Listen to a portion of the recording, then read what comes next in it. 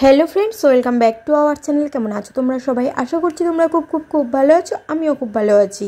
শিবরাত্রির দিন সকাল থেকে দুপুর পর্যন্ত কী করেছি, দুপুর বলা যায় না, বিকাল পর্যন্ত কী করেছি সবটাই তোমাদের সাথে শেয়ার করেছি। আর এখন হলো সন্ধ্যেবেলা, আর এখন বাজে সন্ধ্যে 8টা। তো এখন থেকে ভিডিওটা স্টার্ট করছি, পুরোটা স্কিপ না করে দেখতে থাকো। এখানে দেখো রিক হাই করো, একটু মাথা খাও। আচ্ছা সে তুমি খাও।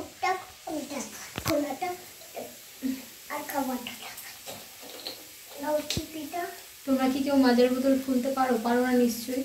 ও খুলে দেখাচ্ছে কিভাবে খেতে হয়। তো যাই হোক, এবারে আমি পূজার জোগাড় করব। তো ভাবলাম যে তার আগে রান্নাটা বসিয়ে দিই। আজকে রান্না করব হচ্ছে আলুর দম। তো এই দেখো আলুর দম প্রায় হয়ে গেছে। আলু এই দেখো আলুর দম মশলাটা কষিয়ে আলুটা একটুখানি ভালো করে কষাচ্ছি, মানে একটু ভাজা ভাজা করছি, না হলে না কেমন একটা আলু সিদ্ধ একটা গন্ধ থাকে। আজকে আর জিরে ফোড়ন দিইনি, অন্যদিন জিরে ফোড়ন দিই, আজকে 5 ফোড়ন দিয়েই বসিয়ে দিয়েছি, জিরেটা বাড়ন্ত। এখানে দেখো কষানো হয়ে গেছে, জলটাও দিয়ে দিলাম, একটু সামান্য ঝোল ঝোল করবো, তো সেই জন্য এই জলটাই দিলাম। আলু মোটামুটি প্রায় সবটাই সিদ্ধ, মানে আধা সিদ্ধও করিনি, পুরোপুরি সিদ্ধ করে নিয়েছি। চলো একটু ফুটে যাক, তারপর গরম মশলা আর ঘি দিয়ে নামিয়ে নেব। তো এবারে আমি রেডি হব, পূজাতে মানে পূজার জোগাড়গুলো করবো, ফল টলগুলো কাটবো, ঠাকুরকে স্নান করাবো, যা যা করবো তোমাদেরকে দেখানোর চেষ্টা করব। হ্যাঁ বাবা, তুমি অবশ্যই দেবে, কেন দেবে না, ও দেবে। হ্যাঁ, দুপুরে তো দেখলে রিক বাচ্চাটা পুজো করেছে, রাস্তা দিয়ে কে যাচ্ছিল, রিক বাচ্চা পুজো করেছো তো দেখলাম একটা ছোট করে উঠিমে। তুমি বলো আজকে দুপুরে পূজা করে তোমার কেমন ভালো লেগেছে? আমি অনেকগুলো বাইরের খাবার খেয়েছি, জানেন কি? বাইরের খাবার অনেকগুলো খেয়ে নিয়েছো? হ্যাঁ, সরি মা। ইটস ওকে বেটা। আচ্ছা, তুমি হচ্ছে আজকে যখন শিবের মাথায় জল ঢালছিলে, দুধ ঢালছিলে, তখন তুমি কি বলছিলে? মা তোমাকে কি বলে দিচ্ছিল যে কি বলবে? ওম নমঃ শিবায়, ওম নমঃ শিবায়, ওম নমঃ শিবায়, ওম নমঃ। ভেরি গুড সোনা বাচ্চা। আর বলো, অনেকক্ষণ মায়ের সাথে গল্পগুজব করার পরে এখন ইনি এসে বসেছে খেলা করতে। তো এখানে ঠাম্মি আছে আর সেই সাথে রিক, দুজনে মিলে এখন একটু খেলা করুক। আর আমি ওদিকে যাই, গিয়ে একটুখানি রেডি হয়ে নিই, ভাবছি একটু শাড়ি পরবো, সেই সাথে চুল টুলগুলো একটু আঁচড়িয়ে নেবো। যদিও ঘরেতে পুজো করব, তবুও একটু চিমচামভাবে সেজেগুজে থাকলে পুজোর দিনে বেশ ভালোই লাগে। তো সেই জন্য চলো একটা শাড়ি পরে আসি। আর এদিকে দেখো শাড়ি টাড়ি পরে একেবারে রেডি হয়ে এখানে পূজার জোগাড় করতে আরম্ভ করে দিয়েছি। এখন বাজে প্রায় 9:30 মতো। তো এখন থেকে জোগাড়টা করতে করতে প্রায় আমার এখন 1 ঘন্টা তো সময় লেগেই যাবে, আর তার মধ্যে আমি প্রথম প্রহরের জলটা ঢেলেও দিতে পারবো।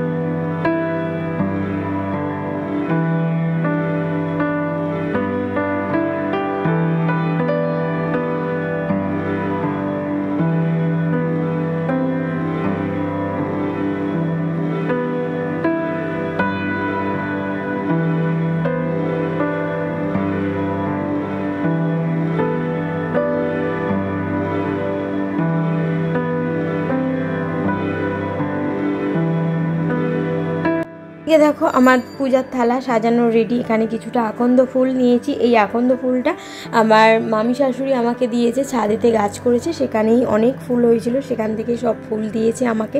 আর সেই সাথে একটু গাঁদা ফুল, সেই সাথে এই যে গাঁজা দিয়ে যে কলকেটা বানানো হয় তো সেটাও কিনে এনেছিলাম, সেটা নিয়ে নিলাম, সাথে ঘি মধু আর সেই সাথে নিয়েছি একটু দই আর 1 ঘটি জল, সাথে দুধও আছে পাশে, আর সেই সাথে নিলাম একটু বেল আর আরও অনেক ফল নিয়েছি। তো দুটো ঠাকুরের মাথায় দুটোই আমি মানে গোটা ফল দেব, তো তার বেশি দেওয়ার এখানে জায়গা নেই, তো সেই জন্য ওই একটা করেই ফল আমি হচ্ছে মাথাতে দেবো, আর তাছাড়া সমস্ত ফল আমি একটুখানি কেটে প্রসাদ হিসাবেই দিয়ে দেব।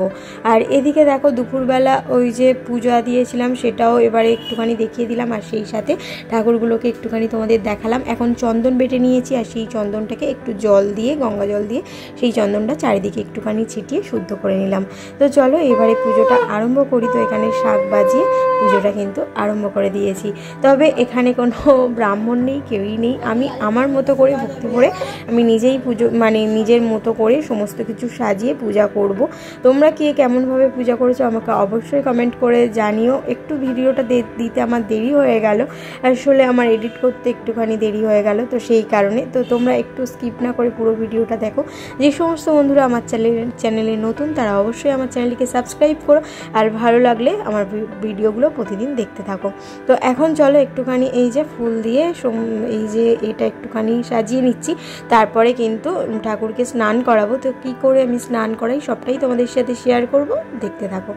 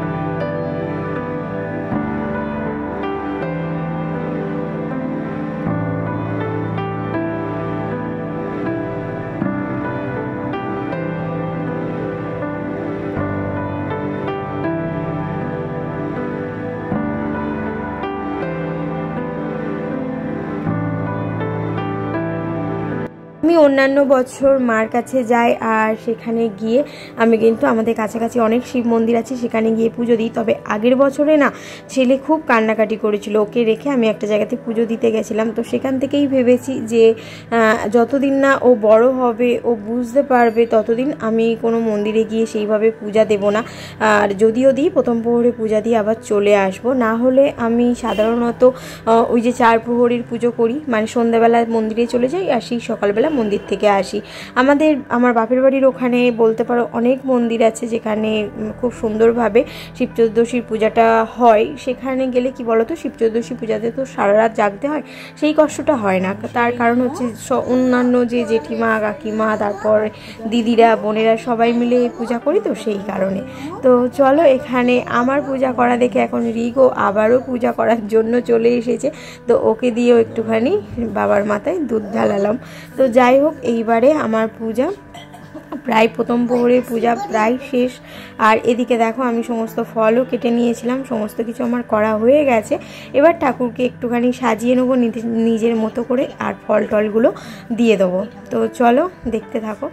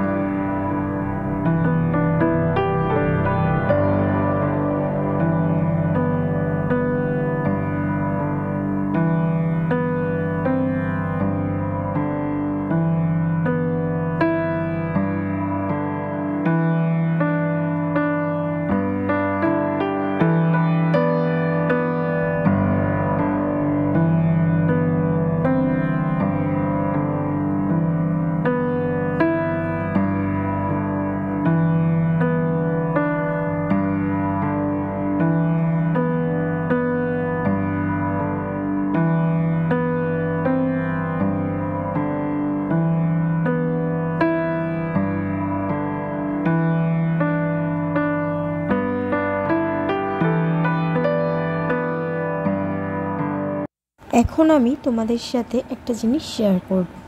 তো এটা আমার 4 প্রহরের পরেই লাগবে, তবে 4 প্রহরে দেখাতে পারবো কি না জানি না, তার কারণ অত ভোরবেলাতে আর এনার্জি থাকবে কি না জানি না। তো সেই জন্য এখন এটা দেখাচ্ছি তোমাদেরকে একটুখানি। তো দেখো এখানে আমি চরণামৃত কিভাবে তৈরি করি সেটাই তোমাদের সাথে শেয়ার করছি। তো এখানে আমি একটুখানি নিয়ে নিলাম গঙ্গা জল, আর সেই সাথে এর মধ্যে দিয়ে দিলাম একটু পরিমাণে ঘি, আর সেই সাথে দিয়ে দিলাম একটু মধু, আর তার সাথে দিয়ে দিচ্ছি একটুখানি সন্দেশের টুকরো ভেঙে, আর সেই সাথে দিয়ে দিলাম একটু পরিমাণে দুধ। আমরা যখন কোনো ঠাকুরের মানে জায়গাতে যাই যেখানে মন্দির আছে সবাই মিলে জল ঢালে, সেক্ষেত্রে এটার কোনো প্রয়োজন হয় না, তার কারণ বাবার মাথাতেই সব কিছু দিয়ে একদম ঘুরিয়ে নেয়। আর তারপরে ওই যে বাবার মাথাতে একজন ধরো জল ঢাললো আর অন্য জায়গা থেকে চরণামৃতটাকে মানে ধরে নেওয়া হয়, কিন্তু আমার বাড়ির ঠাকুরের ক্ষেত্রে তো আর সেটা করতে পারবো না। তো সেই জন্য আমি এইভাবেই কিন্তু যে কোনো উপোসে যখন উপোস ভাঙার হয় এইভাবেই কিন্তু আমি চরণামৃত বানিয়ে নিই, যেগুলোতে চরণামৃত লাগে। তো সেই ক্ষেত্রে প্রায় প্রত্যেকটা পুজোতেই আমি এইভাবেই কিন্তু বানিয়ে নিই। তো দেখো এইটা বানিয়ে নেওয়ার পরে বাবার মাথাতে দিলাম, আর সেই সাথে কিন্তু আমি পুরো ফুলের মালা টালা দিয়ে মানে সাজিয়ে দিয়েছি, সেই কারণে কিন্তু আমি পুরো ঠাকুরটাকে তুলে তারপরে ওখান থেকে চরণামৃত নিলাম না, ফুলের উপর থেকেই একটুখানি চরণামৃত নিয়ে ওই চরণামৃতর মধ্যে দিয়ে দিলাম। তাতেই কিন্তু আমার মনে হয় যে আমি ঠিকঠাক পেরেছি, মানে করে নিয়েছি আর কি। তো এটাই হচ্ছে, এইভাবেই আমি করি। এদিকে পূজা প্রথম প্রহরের হয়ে গেছে আমার, এখন বাজে 10:30, আর এখন আমি মানে ময়দা মাখছিলাম। তো ময়দা মাখা হয়ে গেছে, এখন কয়েকটা লুচি আমি ভেজে নিয়ে আসলাম ছেলেকে খাওয়ানোর জন্য। তো ওকে আগে খাইয়ে দেব, আর তারপরে কিন্তু আমি এখন আর কোনো কাজ নেই, প্রায় অনেক কাজ সারা হয়ে গেছে, ওকে হচ্ছে ঘুমানোর জন্য পাশের ঘরে পাঠিয়ে দেব। আজকে তো আমি ভেবেছি যে সারা রাত ঘুমাবো না, আর যেহেতু হাজব্যান্ডের নাইট ডিউটি সেক্ষেত্রে আমার একটু সুবিধাই হয়েছে। আসলে ও জেগে থাকবে সেই টানে টানে আমারও একটুখানি রাত জাগা হয়ে যাবে।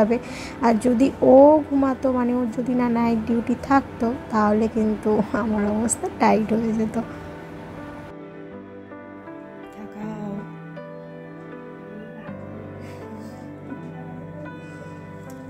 এখানে কাজ করছে আর আমি এখানে দ্বিতীয় করে পুজোটা সারলাম।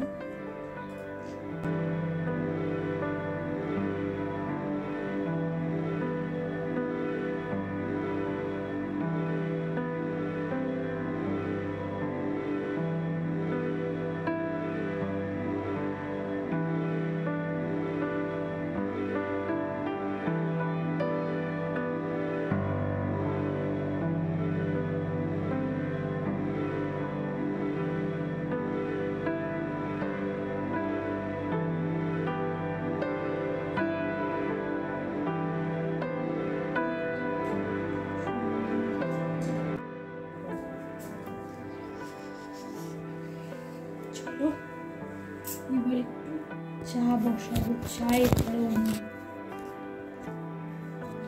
তো চলো এবার একটু চা বসাই। এখন বাজে 2:10 বাকি। বেশ ঠান্ডা ঠান্ডা পড়েছে। অন্যান্য দিন ঘুমাতে যাওয়ার আগে ফ্লাক্সে চা করে রেখে দিই, তোমরা অনেকেই জানো। তো আজকে না ইচ্ছা করেই চাটা করিনি, ভেবেছিলাম প্রথমে যে চাটা করে রাখবো, তারপর বললাম যে না থাক, সেই যখন জেগে আছি তাহলে আর চাটা করে রাখবো না। যখন প্রথম চা করব, হাজব্যান্ড যখন চা খেতে চাইবে সেই সময় চাটা করে দেবো, আর সেই সাথে একটু বেশি করে চা করব, এইভাবে ঢেলে রাখবো। তো সেই জন্য তো এখন হাজব্যান্ড চা খাবে বললো, আমি এখানে দেখো একটুখানি চা বসিয়ে দিয়েছি। বেশি না, সারা রাতে আমি 3 থেকে 4 কাপ জল নিয়ে আমি কিন্তু চাটা করে নিই, আর ওই পরিমাণেই কিন্তু চাটা ফ্লাক্সেতে রেখে দিই। তবে ও অনেক সময় 2 কাপ খায়, অনেক সময় 3 কাপ খায়। আসলে রাত জেগে কাজ করে, তো একটু চাটা খেলে সেক্ষেত্রে ওর একটু ভালো লাগে শরীর। এদিকে জল চাপিয়ে দিয়ে ওখানে ঘরেতে গিয়ে বসে আছি। এরকম কে করে ভাই? আমি ছাড়া এসব কাজ আর কেউ করে না। এদিকে জল ফুটে চলে যাচ্ছে আর আমি বসেই আছি। তো চলো চাটা ফুটলে একটু ঢাকা দিয়ে দেবো, তারপর ছিকে একবারে ফ্লাক্সে রাখবো, আর 1 কাপ চা হাজব্যান্ড খাবো।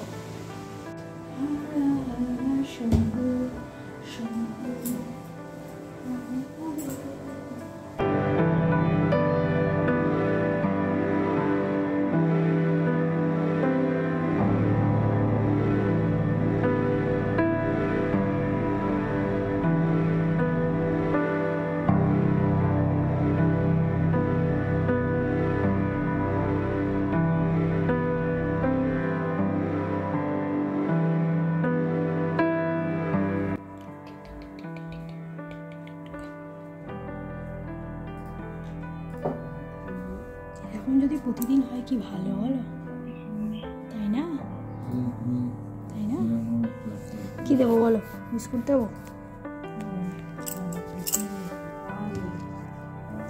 মা বিস্কুট কোথায় গো? চলো, বিস্কিটের কৌটোটা এই ঘরেতে আছে। তো এই দেখো, এদিকে ছেলে এখানে ঘুমাচ্ছে। আর অন্যান্য দিন না, যখন আমি, হাজব্যান্ড ও তিনজনে মিলে শুই খাটে, আর এদিকে দেখো, এদিকে শাশুড়ি মাও শুয়ে পড়েছে। চলো বিস্কিটটা নিয়ে যাই। তো যেটা বলছিলাম, অন্যদিন যখন আমরা সবাই মিলে একসাথে শুই না, সেই ছেলে কি করে তোমাদের বলতে পারবো না। একবার এদিক থেকে ওদিক, ওদিক থেকে ওদিক, একবার চিৎকার করতে থাকবে, একবার কেঁদে ওঠে। কিন্তু আজকে কোনো কান্নাকাটি কিছুই নেই, কোনো ব্যাপার নেই, নিশ্চিন্তভাবে একদম ঘুমিয়ে যাচ্ছে। কেই বোঝা যাচ্ছে ছেলে আস্তে আস্তে বড় হয়ে যাচ্ছে। তো চলো, আজকে আর ভিডিওটা কন্টিনিউ করতে পারছি না, বেকার বেকার এই যে শুধু বসেই আছি, আর সেটা তোমাদেরকে দেখিয়ে কী বা হবে বলো। দেখা হচ্ছে পরের দিন আরও ইন্টারেস্টিং ব্লগের সাথে। ততক্ষণে সবাইকে tata, good night. Good night বলবো না, গুড মর্নিং বলবো, এখন বুঝতে পারছি না, সবাইকে গুড মর্নিংটাই বলে দিই, বুঝলে তো। এখন ঘড়িতে কটা বাজে বলো তো? এখন বাজে 4টে বাজতে 10 মিনিট বাকি। আমার লাস্ট প্রহরের পুজো এখনও হয়নি, তবে এরপরেই করবো। তো চলো, এখনকার মতো সবাইকে টাটা, ভালো থেকো, সুস্থ থেকো।